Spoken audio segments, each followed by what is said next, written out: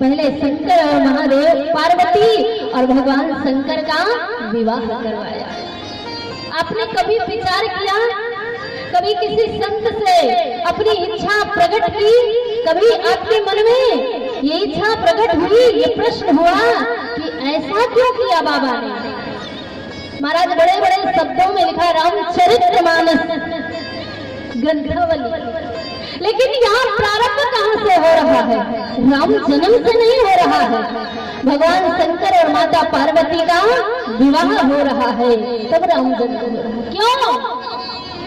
क्योंकि शायद बाबा तुलसी कहना चाहते हैं कि जीवन में जब तक श्रद्धा और विश्वास का मिलन नहीं होगा तब तक राम जी का आगमन नहीं हो सकता। जीवन में भक्ति का प्रारंभ श्रद्धा से महाराज, श्रद्धा नहीं तो कुछ नहीं, प्रेम नहीं तो महाराज सब जगह सुना है।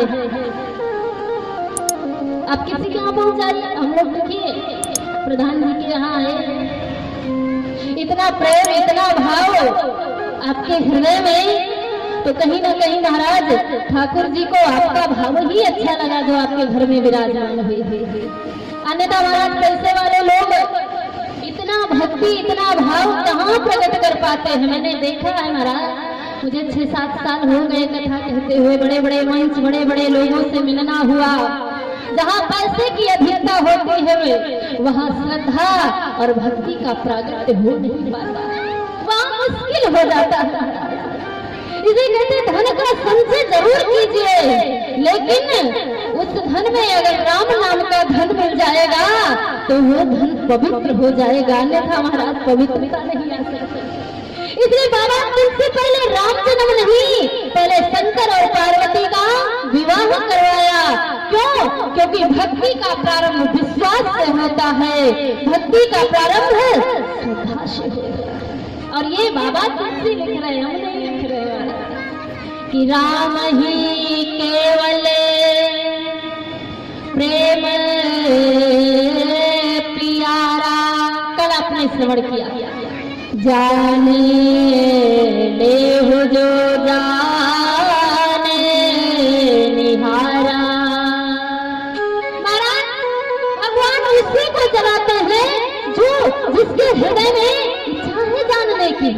प्रभु को जो पाना चाहता है महाराज, प्रभु उसी को मिलते हैं। यहाँ बनावटी नहीं चलेगा महाराज, यहाँ पाखंड नहीं चलेगा। हाँ, संसार के सामने हम पाखंड कर सकते हैं, लेकिन ठाकुर के सामने नहीं कर सकते। आप विचार करना, आप महापुरुष बैठे हैं, आप गीता भागवत सब अध्ययन करते हैं, हम भगवान को क्या चढ़ाते हैं? भगवान की जब पूजा करते हैं तो प्रभु को क्या समर्पित करते हैं? भगवान को पुष्प चढ़ाते हैं, सुमन चढ़ाते हैं। कभी विचार किया कि सुमन का अर्थ क्या होता है? कभी विचार किया कि सुमन भगवान को क्यों चढ़ाया जाता है? यहाँ हमारे संत कहना क्या चाहते हैं कि भगवान को सुमन क्या है महाराज? सुमन सुमाने सुंदर, मन माने हृदय, सुंदर हृदय के भाव को, सुंदर मन को भगवान के चरणों में समर्पित कर देंगे महाराज, उसी दिन भक्ति और भगवान का आगमन हो जाएगा। हम नहीं करें, बाबा लिख रहे हैं कि निर्मल मन धन, लगभग आपको याद हो गया चौपाई, लेकिन फिर मैं पुनः बोलूं कि केवल याद नहीं करना है महाराज, उसका अनुकरण करना है, उसका जीवन में चिंतन करना है। जब चिंतन कर लेंगे महाराज तब जीवन जरूर सुंदर हो जाएगा। बाबा लिख रहे हैं कि निर्मल मन जन सो वही पावा, मोहि कपट छल छेद न भावा, सिया छल छेद न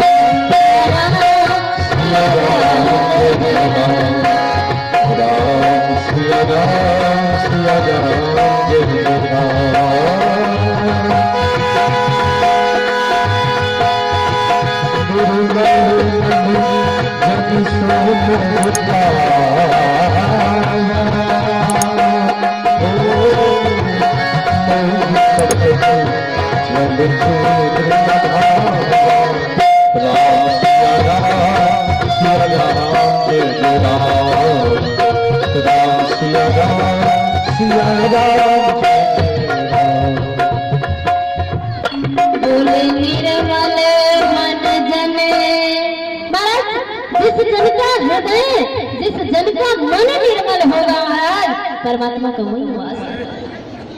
फिर आप प्रभु पैसा नहीं देखते महाराज, आपका भवन नहीं देखेंगे कि आपका भवन कितना सुंदर है महाराज। अगर भगवान भवन ही देखते तो रावण के हाथ सोने की लंका बनी, रावण की सोने की लंका थी महाराज।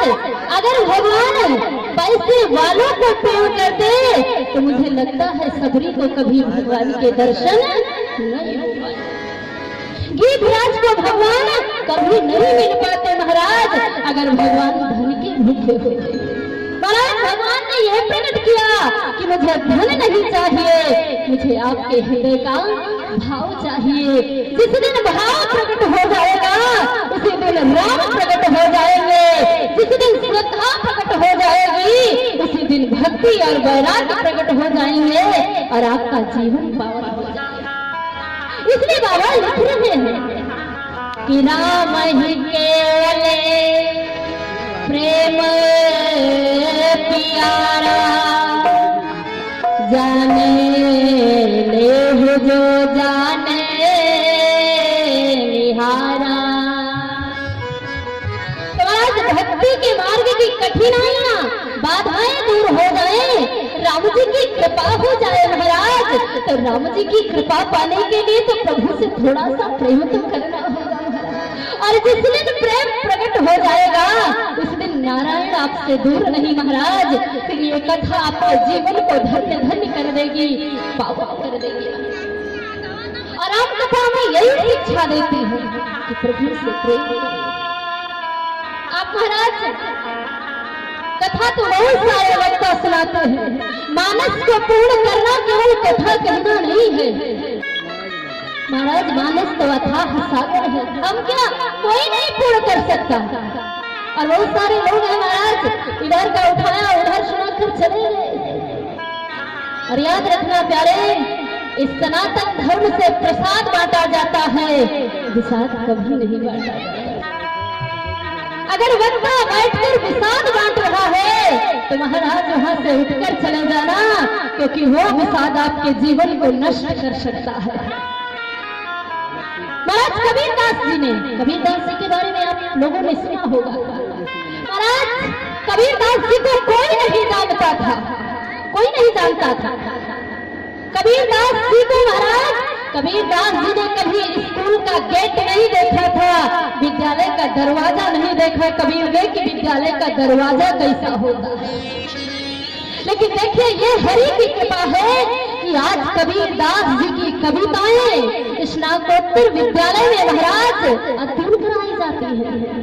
इंटरमीडिएट 9वीं 10वीं की कक्षाओं में आप पहुंच जाइए महाराज, वह कबीरदास जी के दोहे पढ़ाए जाते। क्यों? क्योंकि कबीरदास जी के जीवन में राम जी के लिए प्रेम था। मैंने आपसे कहा महाराज, जो जानना चाहता है प्रभु उसी को जाना और किसी को नहीं। महाराज राम कथा क्यों करवाई जाती है हमारे क्षेत्र में, हमारे नगर में?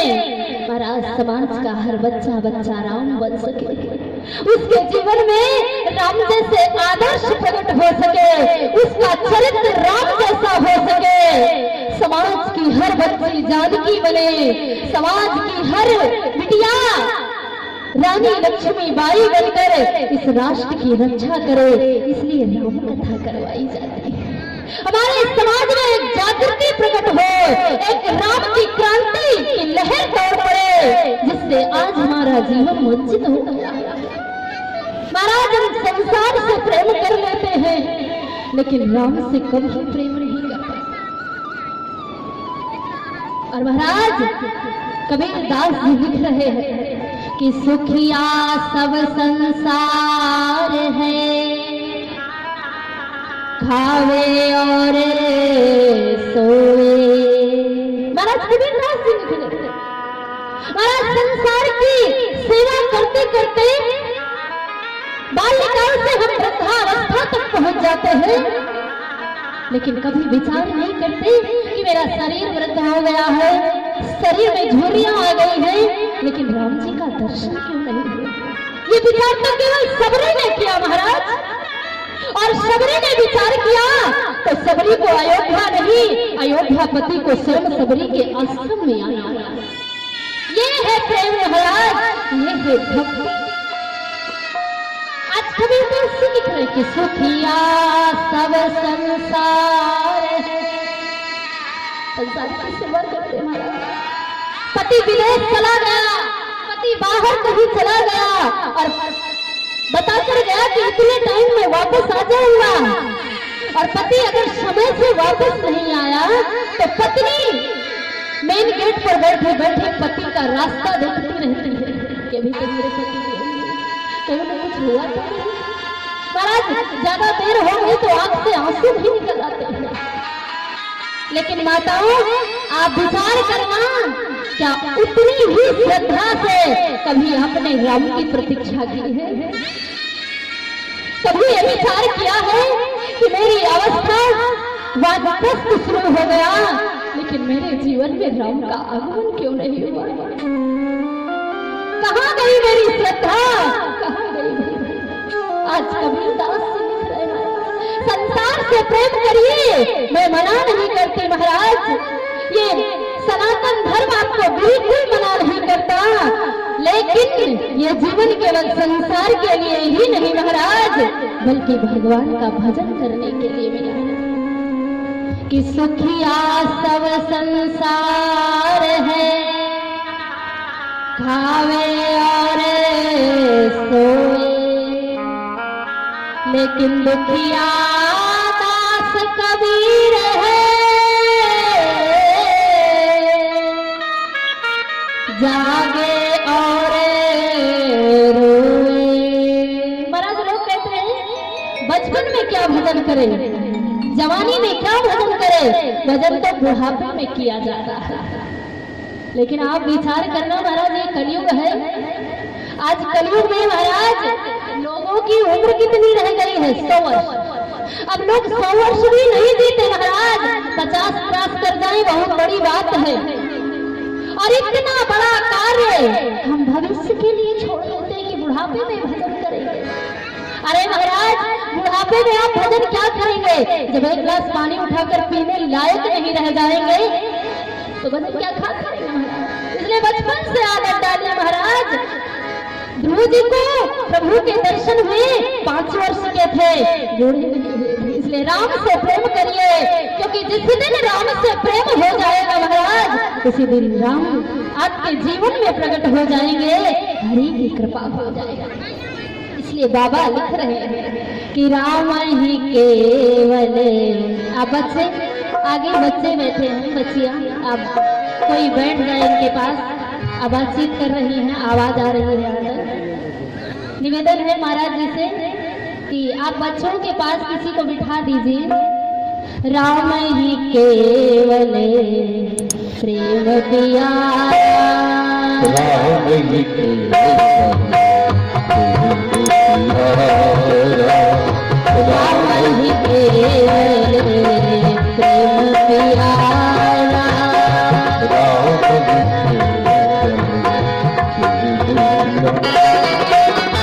जान ले जान निहारा, राम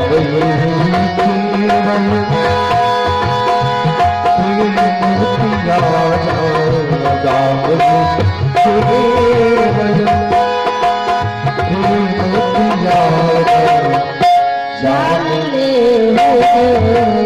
जान निहारा।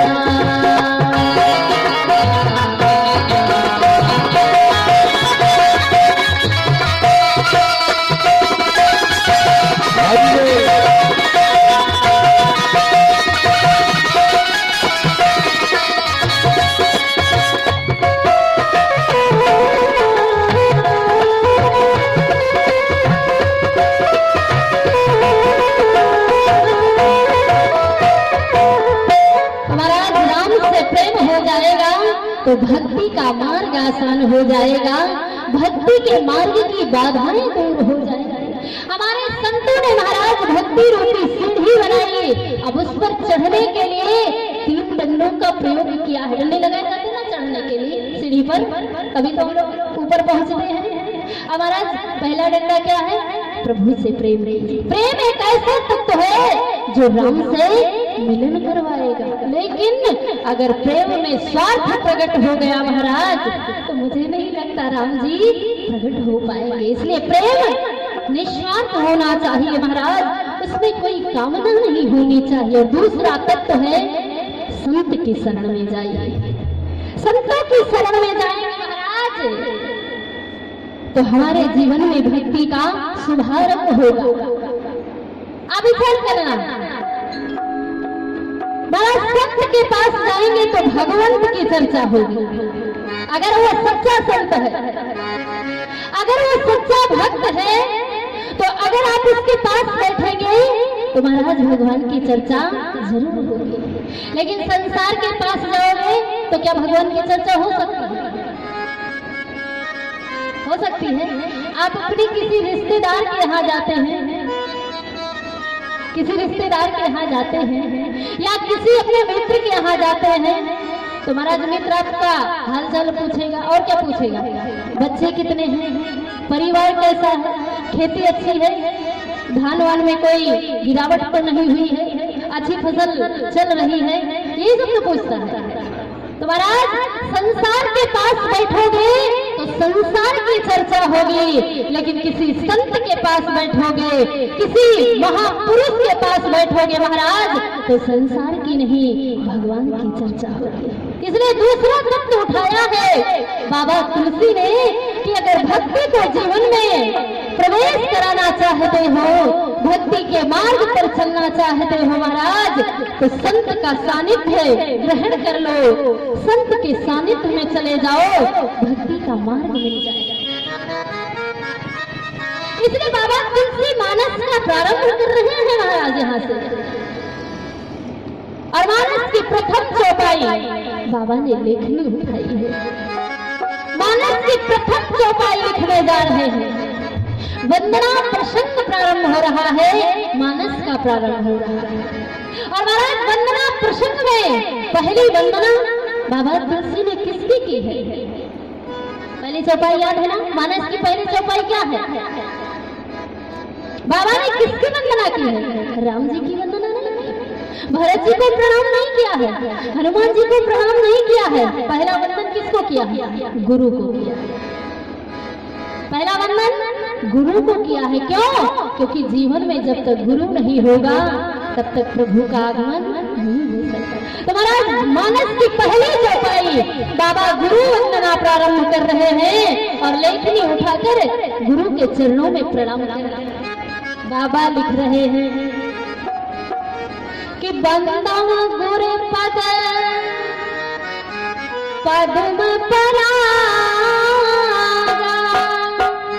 बहुत सुंदर वर्णन किया है महाराज, एक एक शब्द बिल्कुल हीरे जैसा जीवन में उतारने योग्य। अगर आप समझ रहे हैं, आपसे मैंने कल ही बोला था, पुनः बोलूं कि मानस हमें जीवन जीना सिखाती है। मानव जीवन एक भारत के एक पिता का क्या कर्तव्य है महाराज, भारत में एक माँ का क्या कर्तव्य है, भारत में एक पत्नी का क्या कर्तव्य है, भारत में एक बेटे का क्या कर्तव्य है, भारत में एक बेटी का क्या कर्तव्य है महाराज, ये संसार नहीं, ये मानस हमें बताएगा। बस आप शरणागति हो जाइए, ग्रहण कर लीजिए, महाराज रास्ता मिल जाएगा। और बाबा देखिए महाराज प्रणाम कर रहे, पहली वंदना राम जी को नहीं, पहली वंदना गुरु को कर रहे हैं, गुरु को प्रणाम कर रहे हैं कि बंदा गुरु पद पद्म परागा, सूरज सुबास सरस अनुरागा। Thank you.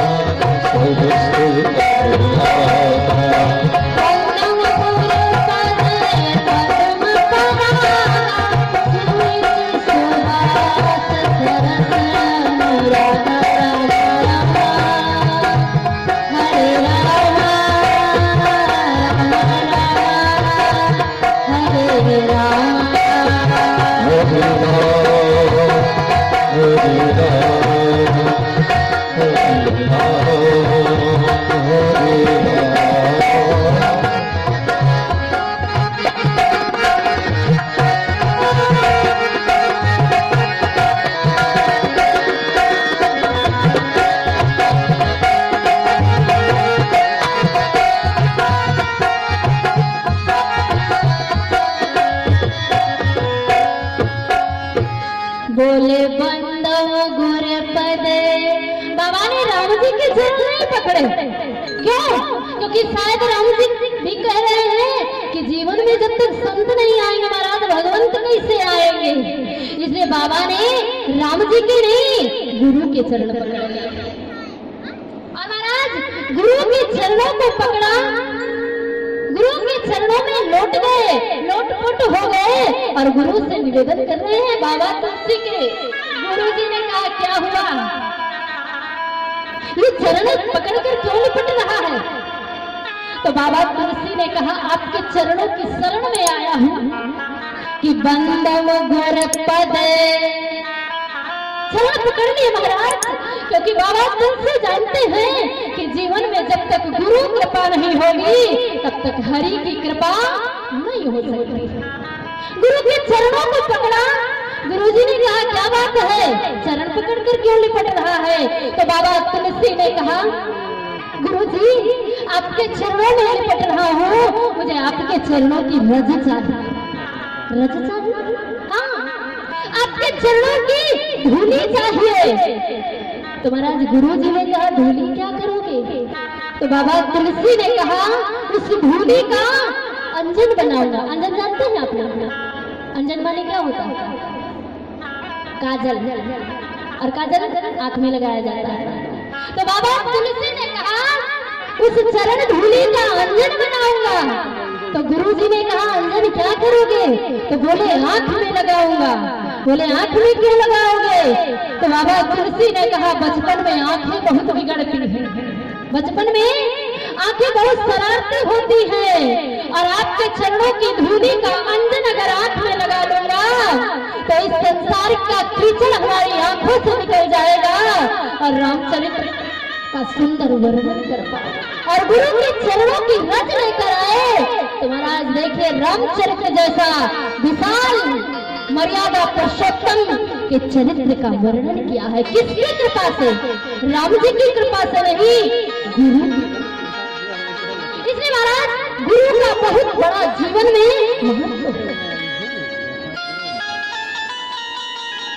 जीवन में गुरु मंत्र, शिक्षा गुरु अलग होते हैं। शिक्षा गुरु ये मत सोचना कि मुझे उन्होंने फलाने ने शिक्षा दी है ये मेरे गुरु जी, वो तो शिक्षा गुरु हो गए महाराज। लेकिन एक है दीक्षा गुरु। जीवन में जब तक हम दीक्षा गुरु को नहीं लेकर आएंगे, गुरु से जब तक दीक्षित नहीं होंगे, गले में जब तक कंठी नहीं धारण करेंगे, प्रभु का आगमन नहीं हो सकता। फिर कहते महाराज बिना गुरु मंत्र के, अपनी तरफ से नहीं बोल रही, संतों के द्वारा मैंने जो सुना है वो बांटने आई हूँ आपके बीच में। कहते हैं बिना गुरु मंत्र के, बिना गुरु के आगमन के यदि हम अपने जीवन में कोई धर्म का कार्य करते हैं तो महाराज उसका पूरा फल नहीं मिलता है। उसका पूर्ण फल कब मिलेगा? जब जीवन में गुरु का समावेश होगा, जीवन में हरि के नाम का जपन होगा, गुरु के मंत्र की तपस्या होगी, तब वो पूर्ण फल प्रदान करेगा। नहीं तो महाराज